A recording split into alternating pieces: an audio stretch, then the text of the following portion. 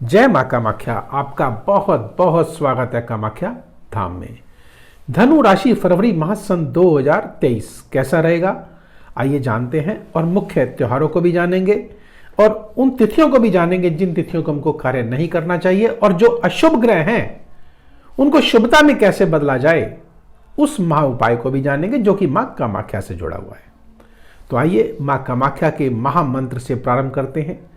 ओम कामाख्यै वरदे देवी नील पर्वत वासिने त्वं देवी जगत माता योनि मुद्रे नमोस्तुते। इस महामंत्र से आइए प्रारंभ करते हैं और जानते हैं कि धनु राशि में इस माह क्या होने वाला है। लेकिन उससे पहले मुख्य त्योहार जान लेते हैं। 1 तारीख को जया एकादशी है, 5 तारीख को माघ माह की पूर्णिमा है, वह गुरु रविदास जी की जयंती है। 9 तारीख को गणेश चतुर्थी है और 16 तारीख को विजया एकादशी है और 18 तारीख को महाशिवरात्रि है और 20 तारीख को सोमावती अमावस्या और 27 तारीख को होलाष्टक प्रारंभ होने जा रहे हैं। आइए अब ग्रह गोचर पर एक नजर डालते हैं। बुध देव मकर राशि में 7 फरवरी को प्रवेश करेंगे और यहीं से 27 फरवरी को यह कुंभ राशि में प्रवेश करेंगे। सूर्य देव की अगर बात करें तो 13 फरवरी को यह कुंभ राशि में प्रवेश करेंगे, अर्थात तृतीय भाव पर आ जाएंगे। और शुक्र देव मीन राशि में 15 फरवरी को प्रवेश करेंगे, जो कि बृहस्पति देव वहां पहले से ही विराजित हैं। शनि और शुक्र देव यहाँ पर एक साथ बैठे हुए हैं और तृतीय भाव पर बैठे हुए हैं और यह भाग्य स्थान को देख रहे हैं। और तृतीय भाव में जब भी शुक्र देव या शनिदेव, और शनिदेव अपनी ही राशि में बैठे हुए हैं सौभाग्य से और भाग्य स्थान को देख रहे हैं, तो निश्चित छोटी छोटी यात्राएं और बड़ी दीर्घ लंबी यात्राएं भी अवश्य होने जा रही हैं। और बुध देव लग्न में विराजित हैं, जो कि 7वें भाव के और 10वें भाव के स्वामी वह लग्न में विराजित है, अर्थात 10वें भाव का संबंध मान सम्मान प्रतिष्ठा से, यश से, और 7वें भाव का जो संबंध है वह दैनिक आय से है आपका और पारिवारिक जीवन से है। तो निश्चित सौहार्द, प्रेम का, आनंद का माहौल घर परिवार में होते हुए दिखाई दे रहा है। और कोई अगर विवाह संबंधित कोई कार्य अगर रुक रहा है तो वह अवश्य पूर्ण होता हुआ दिखाई दे रहा है। सूर्यदेव जो कि भाग्य के स्वामी हैं और वह द्वितीय भाव पर विराजित है, अर्थात भाग्य के द्वारा आपको धन की प्राप्ति भी इस माह अवश्य होने जा रही है। कोई प्रमोशन अगर ड्यू है तो वह भी निश्चित आपको मिलने वाला है। और अगर व्यवसाय से जुड़े हैं तो धन की बरसात अवश्य होने जा रही है, क्योंकि एकादश भाव के स्वामी तृतीय भाव में पराक्रम के द्वारा लेकिन ये संभव हो पाएगा। और शनिदेव साथ है तो बनते बनते कार्य कई बार जो है धीमे हो जाते हैं, बनेंगे अवश्य, लेकिन धीमे गति से आप कामयाब अवश्य होंगे। अब हम बात करते हैं जो कि अदृश्य ग्रह हैं, राहु देव। राहु की माया तो सभी जानते ही हैं कि जितनी भी जीवन के अंदर परेशानियां हैं, संकट हैं, कष्ट हैं, और जो हमारी समझ से परे हम समझ नहीं पाते जिनको, वह राहु देव के द्वारा आती हैं। और राहु देव आपके 5वें भाव पे बैठे, बहुत शुभ भाव में बैठे हुए हैं।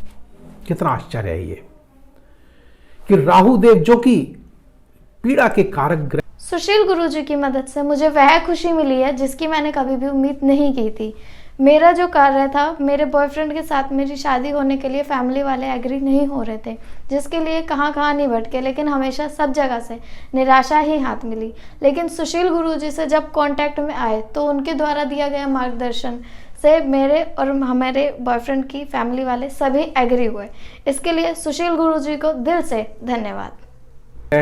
अदृश्य शक्तियों के ज्ञाता हैं, वह आपके 5वें भाव पर, अर्थात आपकी इच्छा शक्ति को प्रबल करते हुए, यह लॉटरी का भाव भी है, शेयर बाजार का भाव भी है।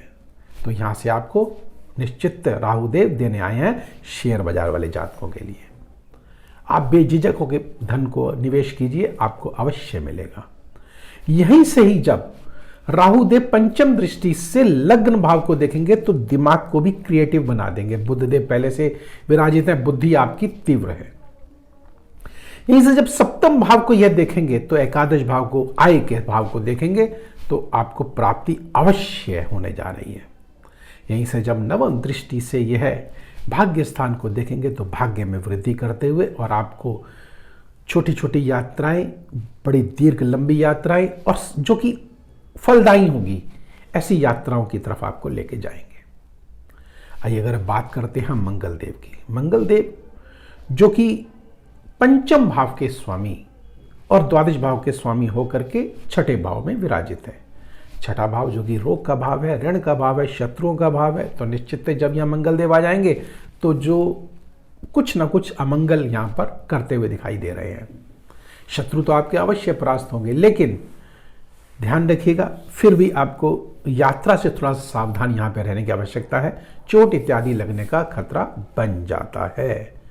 और ध्यान रखिएगा स्वास्थ्य की दृष्टि से भी आपको सजग अवश्य रहना है, क्योंकि मंगल का संबंध रक्त से है, तो रक्त संबंधी विकार आपको सता सकते हैं। तो आइए अब और आगे बढ़ते हैं और जानते हैं कि बृहस्पति देव जो सुखों के कारक ग्रह हैं वह चतुर्थ भाव पर बैठे हैं और लग्नेश के होकर के, और यहाँ से इनकी दृष्टि, पंचम दृष्टि इनकी जो है अष्टम भाव पर अर्थात पीड़ा भाव पर है, कष्ट के भाव पर है, तो उसको कम करते हुए दिखाई दे रहे हैं। बृहस्पति देव यहाँ से जब सप्तम दृष्टि से दशम भाव को देखेंगे तो मान सम्मान प्रतिष्ठा में, सफलता में आपको 4 चांद लगाएंगे। इसे नवम दृष्टि से जब ये द्वादश भाव को देखेंगे तो खर्चों में आपकी निश्चितता कंट्रोल अवश्य कराएंगे। अर्थात यहाँ पर बृहस्पति देव शुभ होकर बैठे हैं। निश्चित आपका भाग्योदय अवश्य सफल होने जा रहा है और जो रुके हुए कार्य हैं वे आपके अवश्य बनने जा रहे हैं।